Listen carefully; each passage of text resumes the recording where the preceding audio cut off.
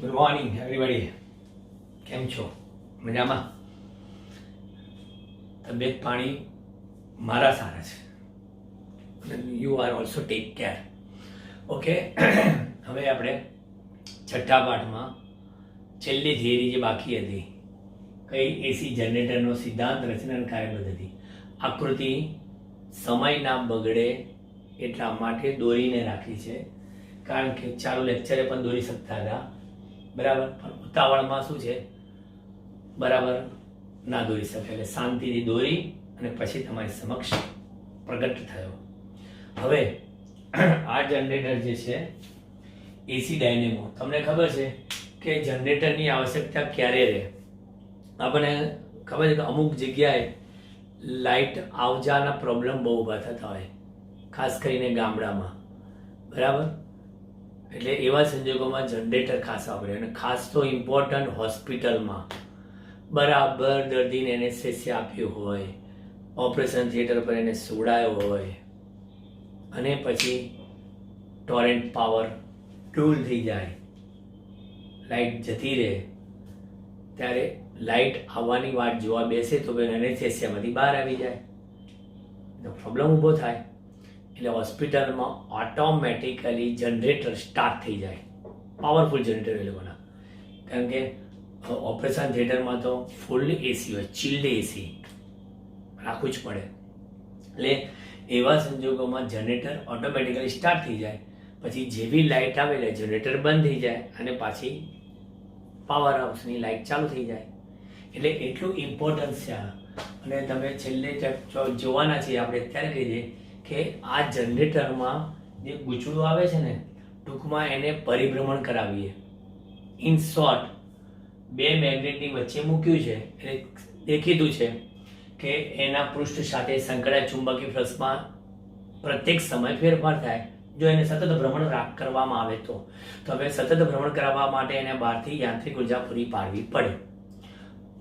પર્વતની ટોચ બધી પાણીના ધોધ વડે આપણે ગૂંચળાને ફેરવી શકીએ તો એને કહેવાય હાઇડ્રોલિક જનરેટર, બરાબર. પછી બીજું જનરેટર કહેતા થર્મલ જનરેટર. થર્મલ જનરેટરમાં પાણીને ગરમ કરી વરાળ કરે અને વરાળ પ્રસરણ પામીને ઊંચા દબાણે યાંત્રિક ઉર્જા એવી રીતે પૂરી પાડે કે જેથી ગૂંચળું ભ્રમણ કરે, એ thermal generator. Nuclear power generator, જેમાં ન્યુક્લિયસનું બળતણનું દહન કરીને ઉષ્મા ઉર્જા મેળવીએ અને એ જનરેટરના ગૂંચળાને ફેરવવામાં વપરાય. આવા વિવિધ પ્રકારના જનરેટરના પ્રકાર જે છેલ્લે છે એ તમે જોઈ લેજો. આ મેં તમને જસ્ટ જનરેટરના પ્રકાર બતાવ્યા. બીજું, ખરેખર આધુનિક જનરેટર તો લગભગ કેટલા વોટના છે? 500 વોટ. 500 વોટનો ઉચ્ચ પાવર ઉત્પન્ન કરે તેવા જનરેટર, જેનાથી 100 વોટના 50 લાખ ગોળાને પ્રજ્વલિત કરી શકાય. અને આપણે જે જનરેટરમાં પ્રવાહ મળશે ઉલટ સુલટ, એની આવૃત્તિ 50 હર્ટ્ઝની છે, 50 હર્ટ્ઝ, અને યુએસએમાં એની આવૃત્તિ 60 હર્ટ્ઝની છે. આ એક જનરલ તમને જનરેટરની લાક્ષણિકતા કીધી. આપણે આ જનરેટરનો સિદ્ધાંત શું કહે છે ખબર છે? કહે છે કે જનરેટરનો સિદ્ધાંત આમ તો જોવામાં આવે તો એનો સિદ્ધાંત શું છે? વિદ્યુત ચુંબકીય પ્રેરણ છે. એનો મેઇન સિદ્ધાંત વિદ્યુત ચુંબકીય પ્રેરણ છે. એટલે કહે છે કે ગૂંચળાના ક્ષેત્રફળ સદિશ એ ને ચુંબકીય ક્ષેત્રમાં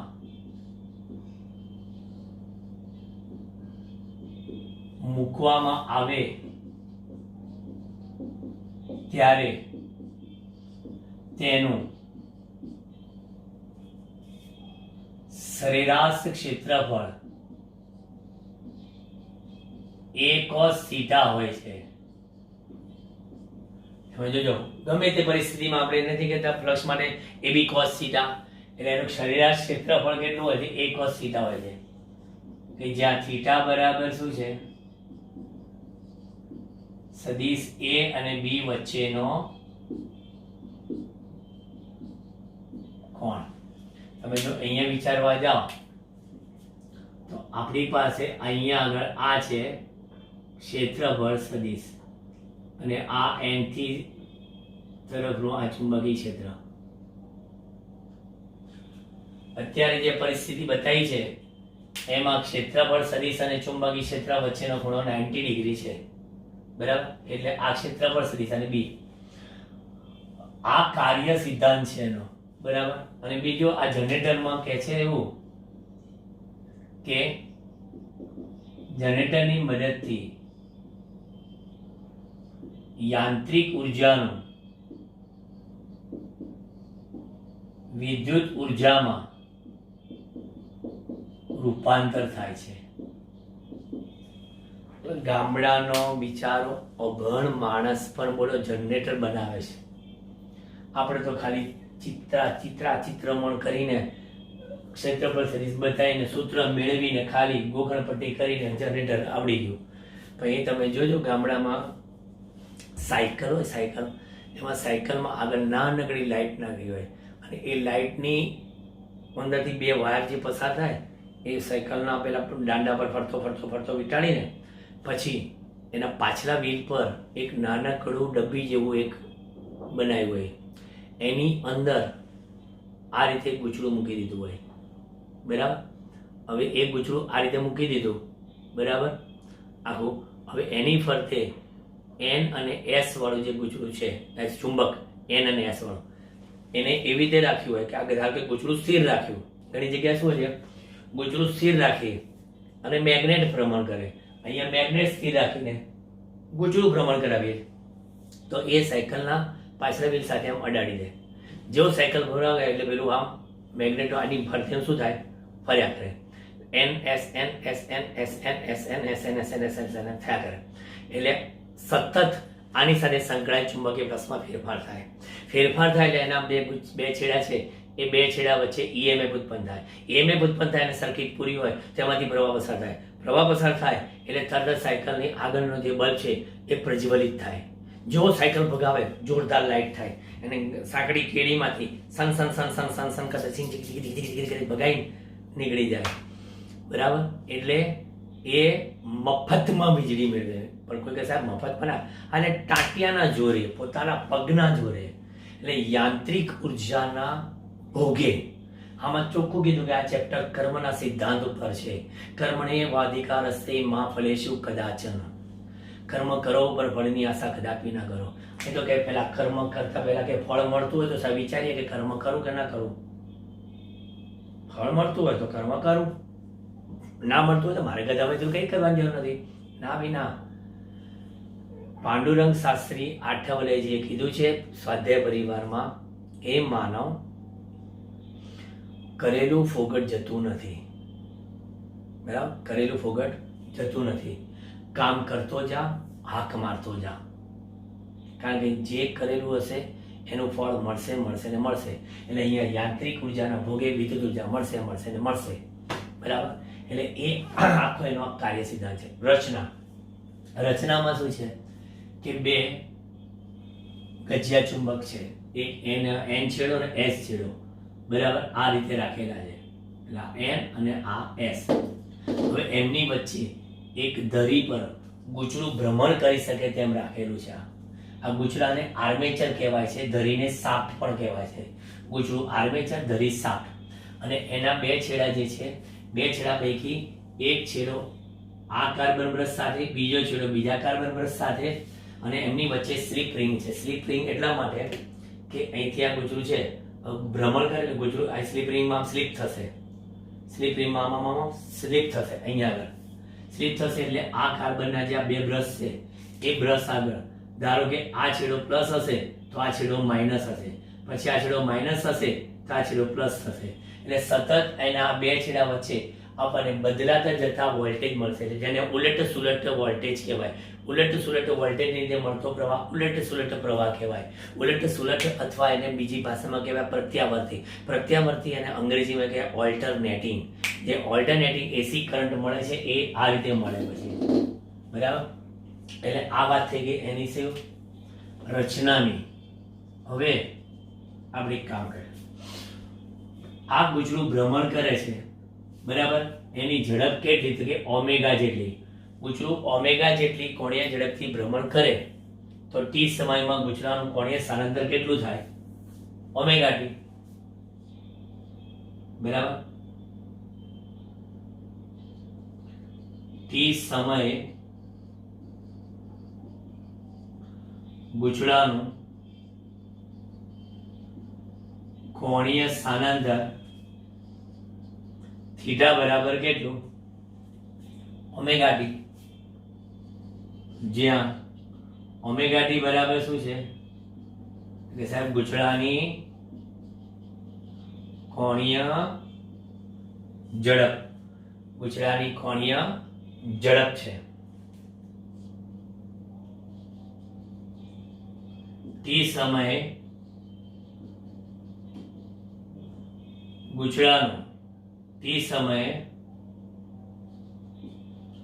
ગુચડાનું ક્ષેત્રફળ સદિશ ચુંબકીય ક્ષેત્ર સાથે થીટા કોણે હોય ત્યારે સંકળાયેલ એવું ચુંબકીય ફ્લક્સ ફાઈ બી કેટલું? એને બી cos થીટા. ફાઈ બી બરાબર એને બી cos થીટા. એટલે આપણે હવે એવું ના લખી શકીએ કે ફાઈ બી બરાબર એને બી cos ઓમેગા ટી. તમે આમાં જુદા જુદા સમય ફ્લક્સની પણ વાતો કરી શકો. ટી બરાબર 0 સમય ફ્લક્સ કેટલું? પછી જેમ જેમ સમય બદલાતો જાય ફ્લક્સમાં સતત ફેરફાર થતો જાય. એટલે અહીંયા આગળ સમય સાથે ગુચડા સાથે સંકળાયેલ ચુંબકીય ફ્લક્સમાં ફેરફાર થાય છે. માટે ફેરેડેના નિયમ અનુસાર ગુચડામાં પ્રેરિત થતું ઈએમએફ ઈ કેટલું? કે પ્રેરિત થતું ઈએમએફ ઈ બરાબર D phi B by DT. એટલે D by DT N A B cos omega T. આપણને ખબર છે એન એટલે ગુચડાના આંટાની સંખ્યા, એ એટલે ગુચડાનું ક્ષેત્રફળ, બી એટલે ચુંબકીય ક્ષેત્રની તીવ્રતા, બરાબર, અને ઓમેગા ટી એટલે કોઈ એક સમયે તેનું કોણીય સ્થાનાંતર. સમય સાથે બદલાય છે ફ્લક્સ, એટલે આપણે વિકલન કર્યું.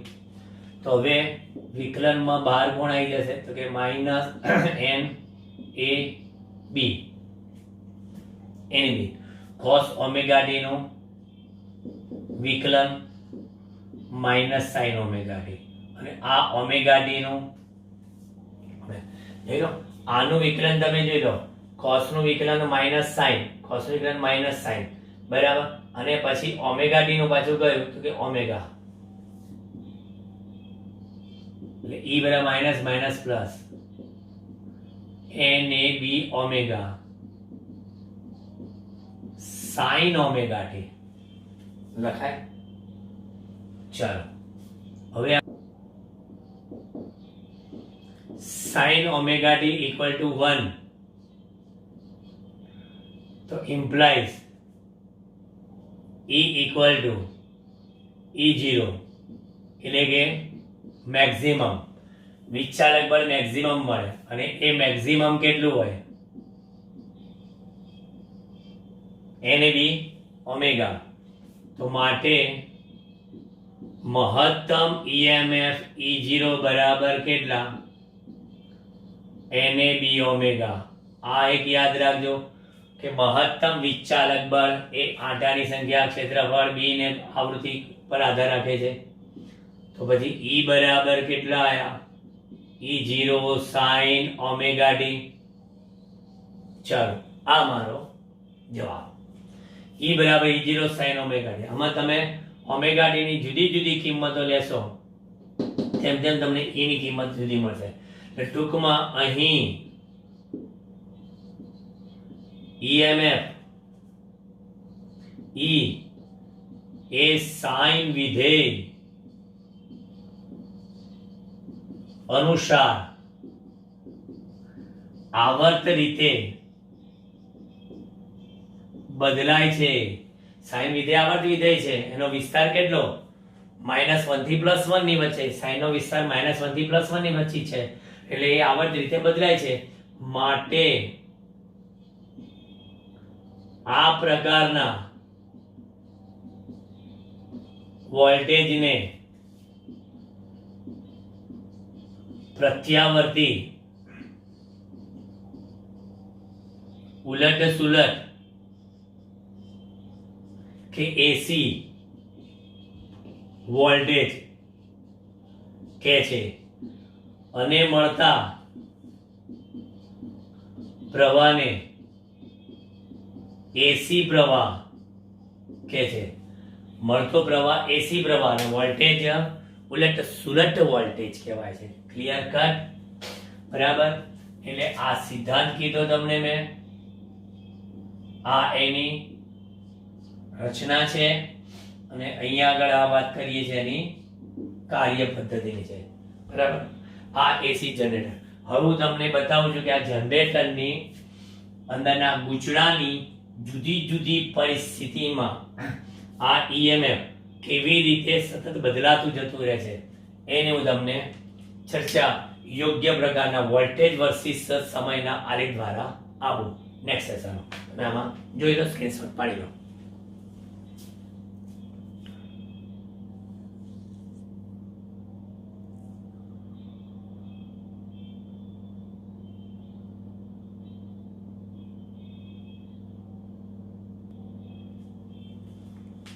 ચાલો, દરેક પરિસ્થિતિને ગુજરાની શાંતિથી આકૃતિ દોરીને બતાવેલી છે. દરેક પરિસ્થિતિ, જે પહેલી જે જનરેટરની આકૃતિ હતી, બરાબર, એ આ હતી. બરાબર. એમાં થીટા બરાબર 90 હતો. આપણે 0 થી સ્ટાર્ટ કરીએ, કે 0 થી સ્ટાર્ટ કરીએ ત્યારે જ્યારે આપણી પાસે t બરાબર 0 સમય, ટૂંકમાં એમ કહીએ t બરાબર 0 સમય, થીટા બરાબર કેટલા? 0 ડિગ્રી. t બરાબર 0 સમય, થીટા બરાબર 0 ડિગ્રી. તો EMF E બરાબર E0 sin 0 એટલે કેટલા? 0. એટલે આપણને શરૂઆતમાં કોઈ EMF મળ્યું નહીં.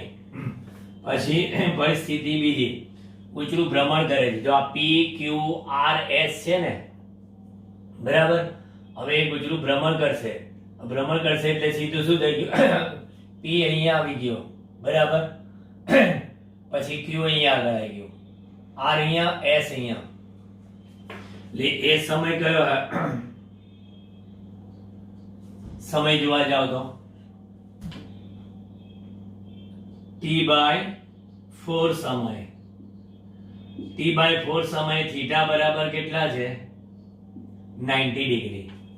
તો થીટા બરાબર 90 ડિગ્રી, તો E બરાબર E0 sin 90 ડિગ્રી, એટલે કે મહત્તમ વિચાલક બળ. કારણ કે આમે તમને ખબર છે કે ઓમેગા બરાબર કેટલા? 2π/T. તો ઓમેગા ટી બરાબર તમને 90 કીધા, બરાબર, 90 એટલે કે π/2, બરાબર. તો અહીંયા આગળ 2π/2 બરાબર આપણે લખીએ, અરે સોરી, ઇન્ટુ t બરાબર π/2.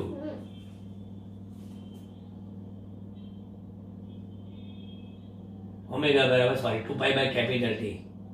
2 pi by capital T into T બરાબર pi by 2 pi by cancel તો જોઈ લો ટી બરાબર કેટલા થશે તમારી પાસે ટી બાય 2 એટલે કે 4 સમય ટી બાય 4 કઈ રીતે એ મેં તમને બતાવ્યું ઓમેગા બરાબર 2 pi by T omega T બરાબર પાઈ બાય 2 ઓમેગા બરાબર 2 pi by capital T into T pi by 2 ખાલી પાઈ બાય કેન્સલ 2 નીચે આવી ગયા એટલે ટી બરાબર ટી બાય 4 એટલે આ યાદ રાખજો આપણે ચલો પછી આ એક ઈએમએફ મળ્યું આ બીજું ઈએમએફ મળ્યું એટલે કે અહીંયા ગયા આપણે પોઈન્ટ ત્યાં આવ્યું પછી શું થાય તો કે પછી ત્રીજી પરિસ્થિતિમાં ફરી પાછું 2t/4 એટલે કે t/4 સમય t/4 સમય થીટા કેટલા છે 180 ડિગ્રી એટલે કે 180 ડિગ્રી એટલે કે પાઈ રેડિયન તો પછી પાઈ રેડિયન માં પાછા E બરાબર E0 sin 180 ડિગ્રી પાછા 0 ફરી પાછું EMF 0 મળી ગયું પાછા આગળ વધો ચોથી બાબત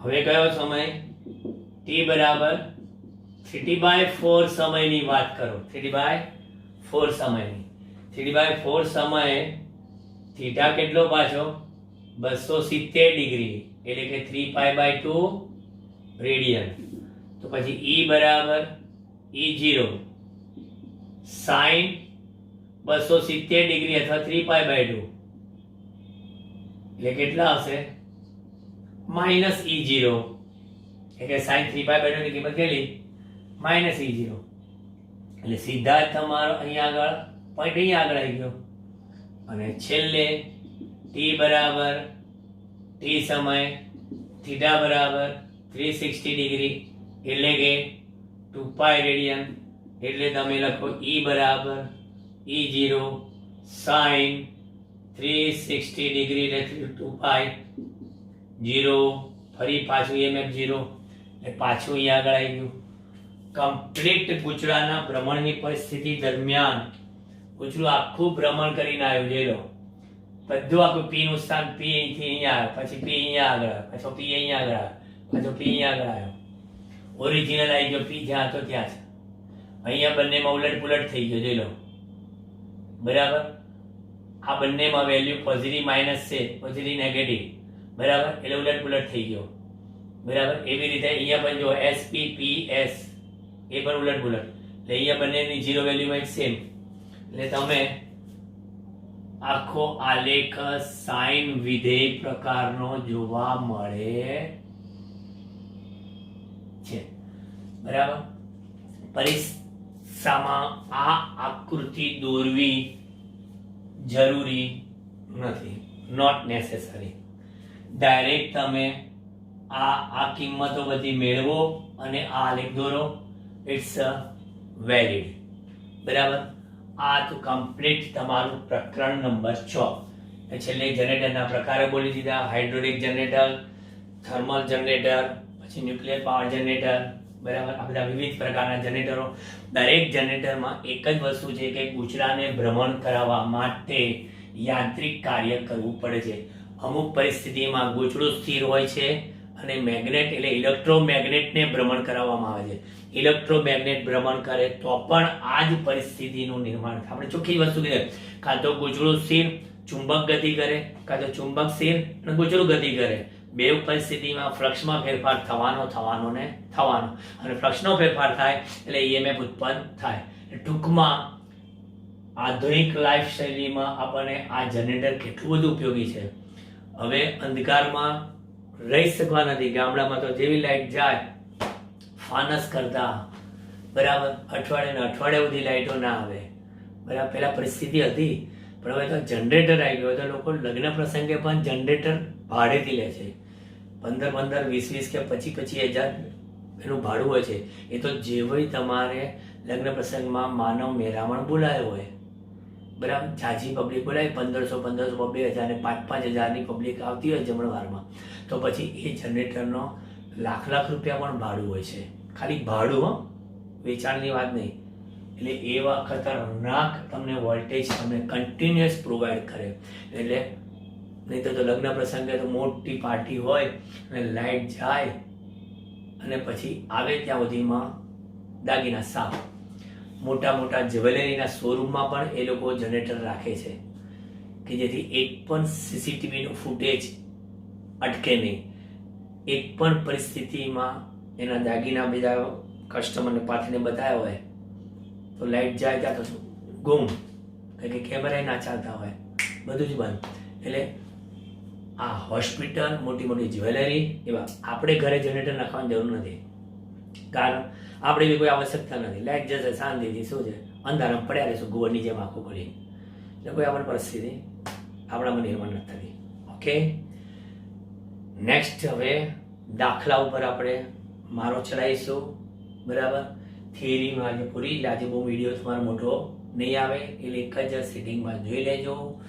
બરાબર, અને આગામી તમારી શાળા કક્ષાએ પરીક્ષા લેવાય તે દરમિયાન તમે સૌને વિશ all the best. Bye bye.